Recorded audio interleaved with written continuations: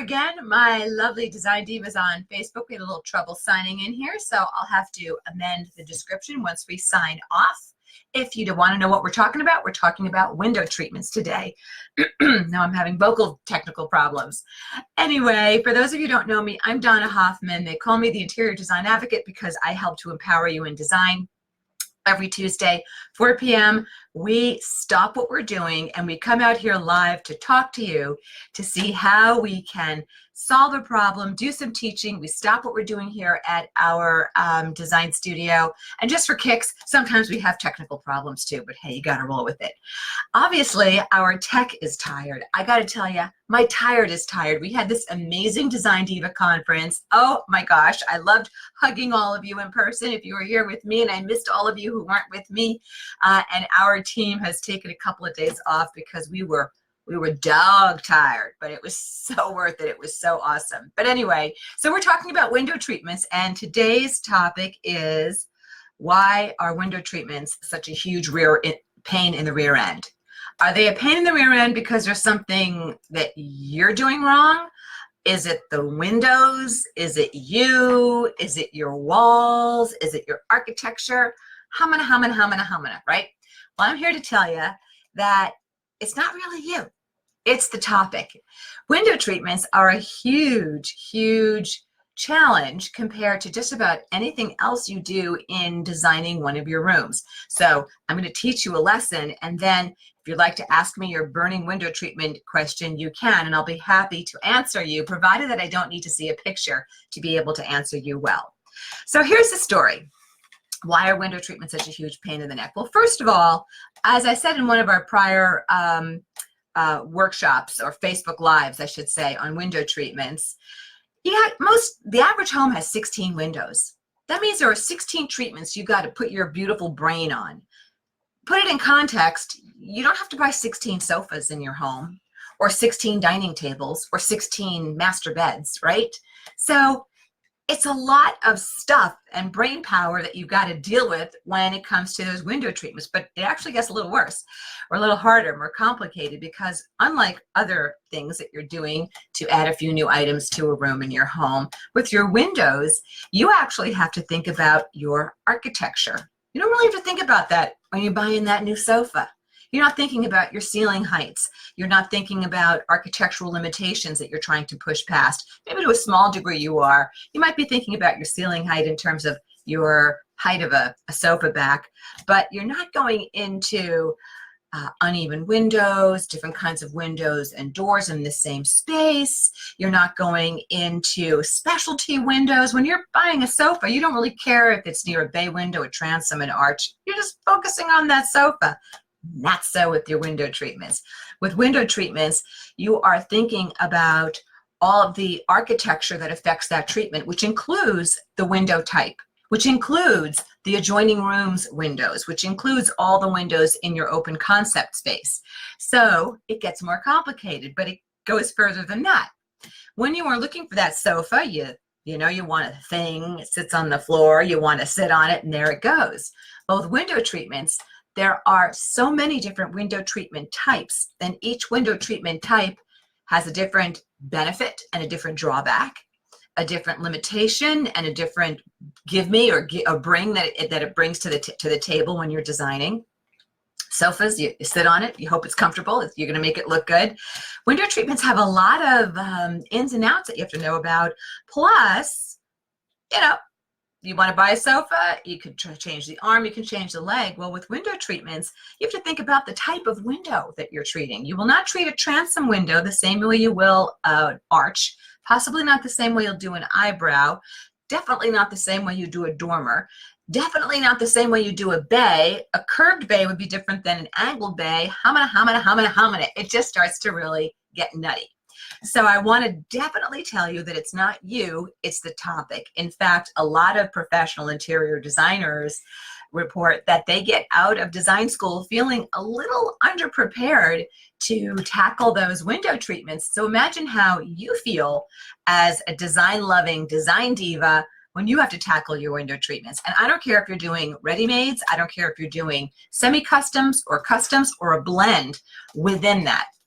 because everything is possible with window treatment. So you can do a lot of great things within those different realms. But the problem is, as the red-blooded, gorgeous design diva that you are, you want to jump to the dessert part, right? You want to get to, I'm going to pick out the treatment. But there are so many things, from the architecture to the room itself, to the windows, types of treatments, pros and cons of all of those types of treatments. So many things you need to focus on before you can actually jump into the selection of the treatment itself. And then once you know from a concept perspective what type of treatment you want, then you can start to drill down on the fabric, on the material, because they may not be doing something out of cloth. And then you have to think about the color, and is there a pattern, and is it cloth, or is it made of something else? Is it a wood or a rolled something, or PVC something?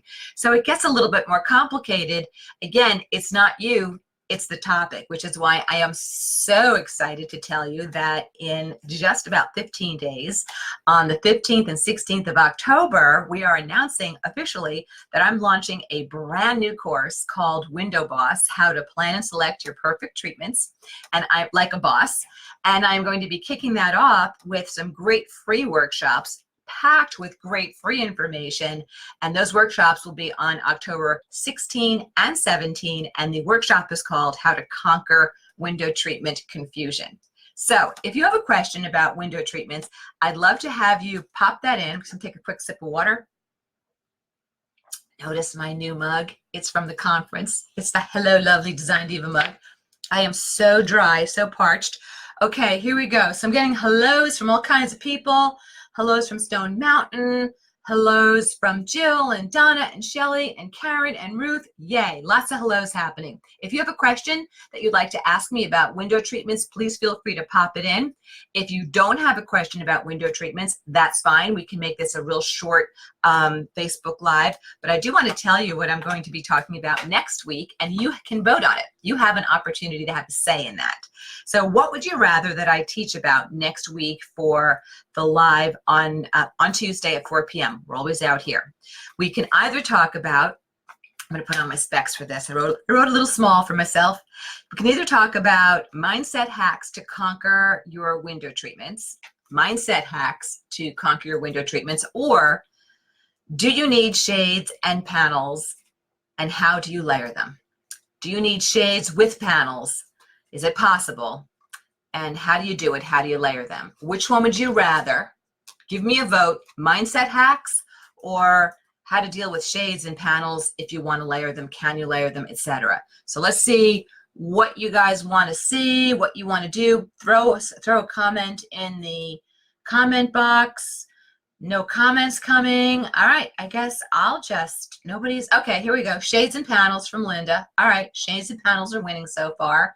Hacks to conquer. Okay, mindset hacks. Okay, so far we're kind of 50-50 between mindset hacks and shades and panels. Okay, so are you getting any votes over there? Nothing yet. No votes over there. Okay, so I guess we'll just have to decide over here at our end. Oh, wait a minute. Hold on. What's the matter with me? I'm getting all kinds of questions and all kinds of votes. I am technologically challenged today. I am so brain dead today. I can't even tell you. That conference whooped me. I loved it, but I am so pooped. Hi, Jen. Jen is here. Rachel's here. Lori is here. Ruth is here. Okay, so Lori wants mindset hacks. Rachel wants shades and panels. Jen wants how to deal with shades and panels. Joanne said, hi. How do you filter through all the noise when friends and loved ones give you all kinds of advice on window treatments? Do I just not listen? I'm going to come back to that one. That's a really good question from Joanne. Leave it to Joanne to ask a great question. I can always rely on Joanne. Donna wants shades and panels. Joanne wants shades and panels. Shelly wants mindset hacks. This is like a dead heat split. Marie wants how to deal with shades and panels. Shades and panels are winning. Okay, Steve's telling me shades and panels are winning. Okay, mindset hacks, more hellos. Getting all kinds of hellos. Okay, so I'm going to go to these two questions. And Russ, okay. Russ Wayne is saying, Roman shade on French door, yes or no? Fixed at bottom of door. I have 3 windows in a row with the French door next to it. Want uniform look, thanks. Russ, I really would like to see a picture to be able to answer you well. So I'm going to go back to some of these other questions, and if I can give you a little bit of more general guidance, I certainly will. Okay, so let me go back to Joanne. Joanne says, how do you filter through all the noise when friends and loved ones give you all kinds of advice on window treatments? Do I just not listen? I've got to tell you something. Before I was a designer, trained and practiced, and really honored to have won some of the significant awards that I've won, I started out exactly where you guys are standing now. I was a design lover, and I used to listen to friends and family, and I would listen to professionals. And I got to tell you, sometimes window treatment professionals didn't get it right. Whether it was a semi-custom workroom or catalog, whether it was a custom something, or whether it was a salesperson dealing with, what's the word, ready-mades off the rack. I personally think that in today's world, you need, with the costs being what they are and things are only getting more expensive, I think you need to be a really smart and well-informed design consumer, design diva. And I think you need to know what you're doing. I think you need to know what you're doing, know why you're doing it, know how to do it. So that even if you're talking to a professional, you can say, hey, this is the kind of stack I need on this window. Hey, this is the silhouette I'm looking for in this room. Hey, this is what I want to do with the eye line in this room. Hey, this is how I want to control these windows. Can you help me do this? And if none of this is making sense to you, you've got to be in my free workshop on October 15 and 16, because I'm going to be teaching some of this, how to get wiser, particularly when it comes to making sure that you're not, covering up too much view and that sort of thing. So Joanne, not only does everything I just said apply to you, so you're not getting thrown off base by friends and so forth and well-meaning people, but you also have to know, it tracks back to your design fingerprint, which is what I teach in the Decorating Genius course. You have to know who you are in design and what appeals to you in design. And if you understand that in combination with what you are trying to accomplish with your window treatment, and I don't mean I'm trying to treat my window, that's the generic thing, but specifically design-wise, what button are you trying to push? What are you trying to do within the design paradigm of your room with that window treatment? Because you will not choose shades if you're trying to do something that only panels can do, and you won't choose panels if you're trying to do something that only shutters can do. It's the design aesthetic and the design benefit of a particular treatment.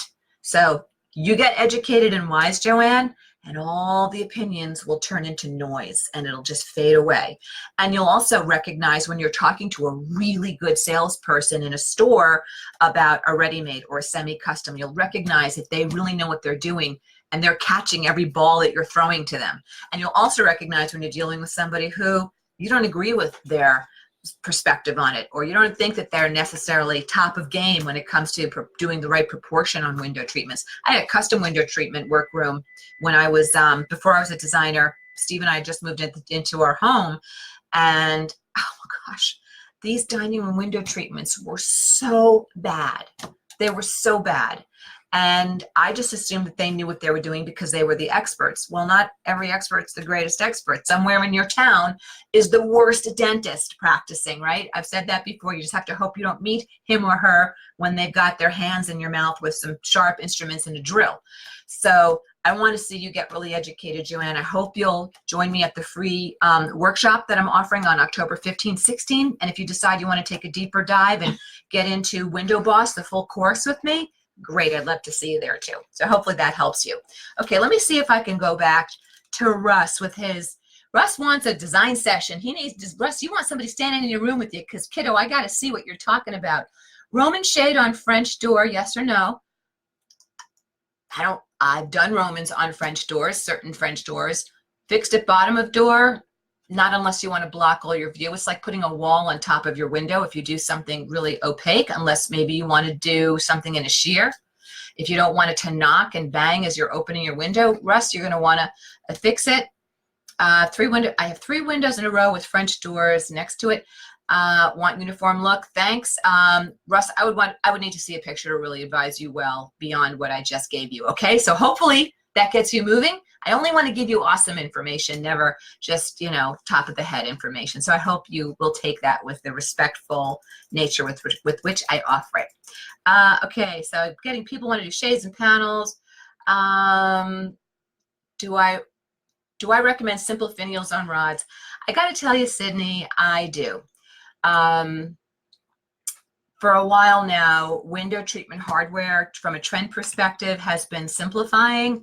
Manufacturers are still showing, you know, really full-blown looking finials. Does everybody know what a finial is? You've got the rod, and then on the very end, on each end, is something called a finial, and it's decorative, but it also seals off the rod once you get all your rings on there.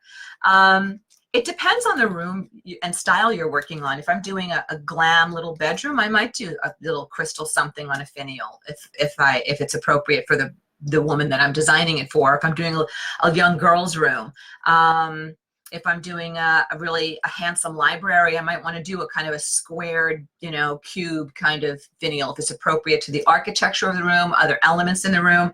But more often than not, I tend to do things called an end cap. An end cap is just a good looking but very nondescript, almost like a thicker plate that goes, or disc, I guess is a better word, that goes on the end of the rod. And also sometimes I'll even return a rod to the wall if I'm doing custom rods because of some architectural limitations in the room. So I don't think you ever go wrong by doing a very simple finial as opposed to a full-blown finial, very ornate finial. I think the more ornate finials can date themselves sooner. So if you don't want to have to replace them, if you don't have deep pockets, you may want to think about, you know, doing something on the simpler order. Same thing with the fabric that you put on a window treatment, guys. I kid you not, I have done interiors with very, very simple panels, almost in like, it's called a simple weave, or a plain weave cloth. It's a simple, solid something. And I've done them in rooms that I designed, you know, 20 years ago. They still look amazing and they still look current. Simple finials, simple rods, simple panels, always has staying power. It's like the little black dress of, you know, of the panel world. Okay, so how are we doing on time here? Okay, we got time for 2 more questions. Okay. Shelly said she needs simple treatments for home office. Simplest treatment is always going to be, okay, I'm getting Insta questions too. Simplest treatment is always going to be, and lowest cost treatment is always going to be, the least amount of treatment. The least amount of treatment is going to be a blind, which is fairly utilitarian, not high style, and also a shade. The shades, there are so many different kinds of shades, right? Which I get into in the full Window Boss course. But the less treatment, the lower the cost, the simpler it all is. But I don't know what design aesthetic you're going for. In some rooms, a simple shade, you're done and it looks great. In other rooms, it's going to look kind of like a half-baked cake and it won't look complete to you. So there's more to consider than just a random, you know, I've got green underwear on Tuesday. What kind of pants should I wear? It's a bigger discussion than just the color of your underwear and you want to wear pants. You know, what's the weather? What's the whole outfit going to be? You know, what's your body type? And blah, blah, blah. I'm usually better at good analogies, but again, I've got conference brain. I'm happy but tired. Kim Judd wants to know, what's your opinion on nice roller shades with panels? Love it, Kim. I love it. And it's something I do often when the budget allows. Now, here's the thing, guys. The budget is the queen of all in design. You can do nothing. You can do nothing without her blessing, okay? So if you know that your dream, Kim, or any of you, is that one day you would like to layer your treatment. So one day you would like to have blinds with your shades, but you don't have the budget comfort to do it all at once. What you can do is phase yourself. But if you're going to phase and do the panels first, you can always do the shades first. That's easy. But if you say, you know what, the room won't look done and dressed if I don't at least get those panels up in, let's say, my dining room. Make sure that if you are hiring an installer to help you measure out the job to install it, or if you're dealing with a semi-custom resource or a custom resource, for sure you got to tell them, but even a ready-made resource, you need to make sure that you know one day what shade you will be adding, okay? What roller shade you will be adding so that you know what the projection is off the wall. Does everybody know what projection is? The projection is, you know, if this is my wall and this is my window rod, it projects off the wall, right? Because brackets have to hold it onto the wall. How far off the wall it lifts or raises, that's your projection. You need that to project off the wall past where the cassette for the roller will be for your roller shade. So you have to make sure there's clearance for that, Kim.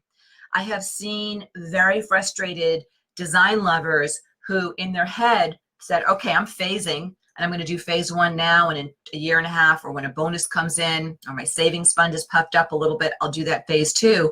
Then they get to phase 2 and they realize, oh my gosh, I don't have the right clearance. And where that gets really sticky is if you have done semi-custom panels or custom panels, which aren't just straight, they always return to the wall. It's called the return. And again, I go into all this in much more detail inside the full Window Boss course. But you need to make sure you have enough return allowance so that one day you could go back in and add those shades. So I hope I've answered you well, Kim. I think it's a great question, and it is one I think that's something that a lot of people can benefit from that answer, that topic as well. So that's why I wanted to take the time to answer you. So hopefully, my love, that really helps you. All right. Robin is coming in here with I said 2 more questions, and I'm being a softie because I'm still going here. Hang on. It's a good question from Robin. Steve's whispering, it's a good question. Okay, here we go. Robin is asking, what window treatment would you say is a good choice for windows with faux wood blinds, yet I want to keep it simple and elegant in a more modern way? Will this be addressed in your free course? Can be ready-made or handmade? I am not going to be covering that question in my free workshop. I go very deep into that, into the full course, because during the full Window Boss course, you and I, it's a deep dive. It's a fun dive, and the women who've tried it have loved it. We did it with 100 students earlier in the year. You, in the full course, the paid course, you actually will create with me a full plan, and you will know exactly through the videos. By the end of the last video, you'll know exactly what you're looking for, exactly what works on your window and why, and what doesn't work and why. So there's no guesswork. You and I walk together and create your plan.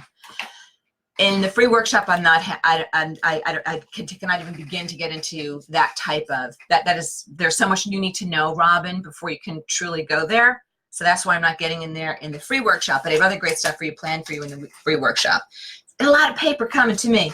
Okay, hang on. So what I want to give Robin an answer here. So, well, it's a good choice for windows with faux wood blinds. You want to keep it simple and elegant in a more modern way. If you really want to if you're uber modern, Robin, you could just stay with your wood blinds and do nothing beyond that. Done. Real, uber modern can be fairly minimalist. If you want to add a simple panel with a very simple rod and make sure that the color of that rod makes sense with the rest of your room, so it too is simple and elegant, I have no problem with you layering panels with those wood blinds, whether it's a faux wood or a stained wood, a real wood, a natural wood, whether it's a white or a stain. You are fine doing that. I don't see a problem with that at all. Okay, so good question.